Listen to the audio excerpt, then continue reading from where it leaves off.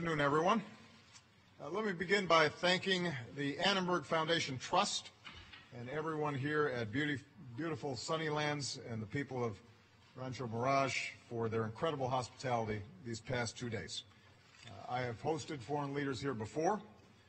It's quite another to host leaders from 10 nations at the same time, and I want to thank everybody who helped make the summit such a success. For 50 years, leaders and people across Southeast Asia have worked together through ASEAN to advance their mutual security, prosperity, and dignity. For decades, the United States has been a proud partner with ASEAN, and this summit has built on the unprecedented cooperation we forged over the past 7 years, as I described yesterday. This spirit, working together on behalf of mutual interests and mutual respect, guided our work over the past 2 days. And so I especially want to thank my fellow leaders from the ASEAN countries for being here, for their commitment, and for the progress that we've made together. One of my main messages over the past 2 days has been the commitment of the United States to ASEAN and its people. That commitment is and will remain strong and enduring.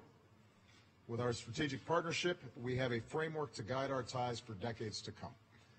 Here at Sunnylands, we agreed to a number of key principles, including the principle that ASEAN will continue to be central, in fact indispensable, to peace, prosperity, and progress in the Asia-Pacific.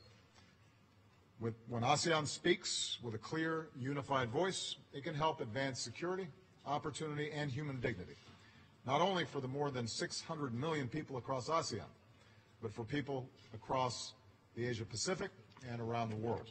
And I'm pleased that here at this summit, ASEAN's strong voice allowed us to make progress on multiple fronts. First, we agreed to do more together to encourage the entrepreneurship and innovation that are at the heart of modern competitive economies.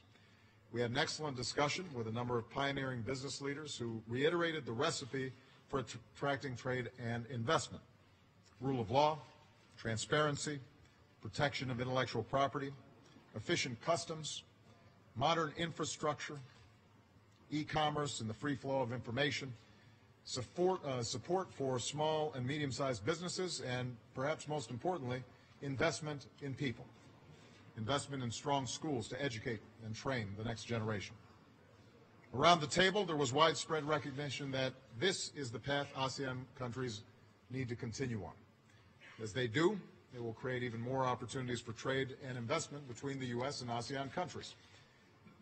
I affirmed our strong support for the ASEAN community and pledged that the United States will continue to be a partner in ASEAN's efforts to integrate economies and reduce barriers to trade and investment.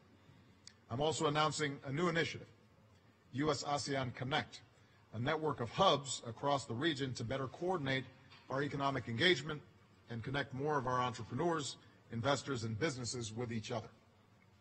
We're also doing more to help aspiring innovators in the region learn English, the international language of business.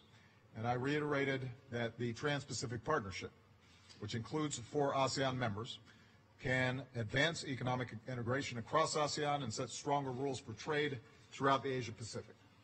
To that end, we've launched a new effort to help all ASEAN countries understand the key elements of TPP, as well as the reforms that could eventually lead to them joining. Second, with regard to security, the United States and ASEAN are reaffirming our strong commitment to a regional order where international rules and norms and the rights of all nations, large and small, are upheld. We discussed the need for tangible steps in the South China Sea to lower tensions, including a halt to further reclamation, new construction, and militarization of disputed areas. Freedom of navigation must be upheld, and lawful commerce should not be impeded. I reiterated that the United States will continue to fly, sail, and operate wherever international law allows, and we will support the right of all countries to do the same. We will continue to help our allies and partners strengthen their maritime capabilities, and we discussed how any disputes between claimants in the region must be resolved peacefully through legal means, such as the upcoming arbitration ruling under the UN Convention of the Law of the Seas, which the parties are obligated to respect and abide by. Third, I made it clear that the United States will continue to stand with those across Southeast Asia who are working to advance rule of law, good governance, accountable institutions, and the universal human rights of all people. We continue to encourage a return to civilian rule in Thailand. We will sustain our engagement with the people of Myanmar as a new president is selected and as they work to implement the ceasefire agreement and move forward with national reconciliation. Across the region, we'll continue to stand with citizens and civil society and defend their freedom of speech, of assembly, and of the press. No one, including those in political opposition, should ever be detained or imprisoned simply for speaking their mind. That only stymies progress, only makes it harder for countries to truly thrive and prosper. And finally, the United States and ASEAN are doing more to deal with transnational challenges together. I offered our assistance to help ASEAN countries better leverage Interpol data to prevent the flow of foreign terrorist fighters.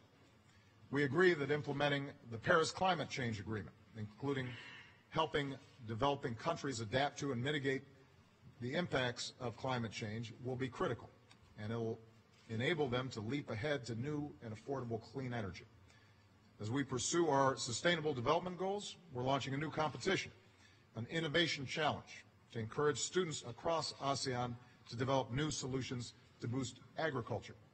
We're moving ahead with our global health security agenda to prevent future epidemics, and I pledged additional U.S. assistance to help ASEAN combat the horror of human trafficking.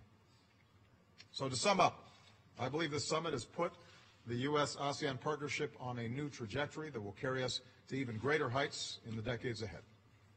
America's foreign policy rebalance to the Asia-Pacific, including Southeast Asia, will continue to be a foreign policy priority of my presidency. I look forward to visiting Vietnam for the first time in May and to becoming the first U.S. president to visit Laos when it hosts the East Asia Summit in September.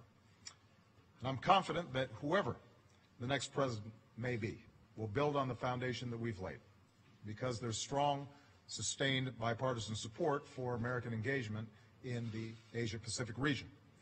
And through our Young Southeast Asian Leaders Initiative, our investment in young people, in their business success, in civil society, and grassroots leaders across the region, I believe will further bind us together in a spirit of partnership and friendship for many years to come.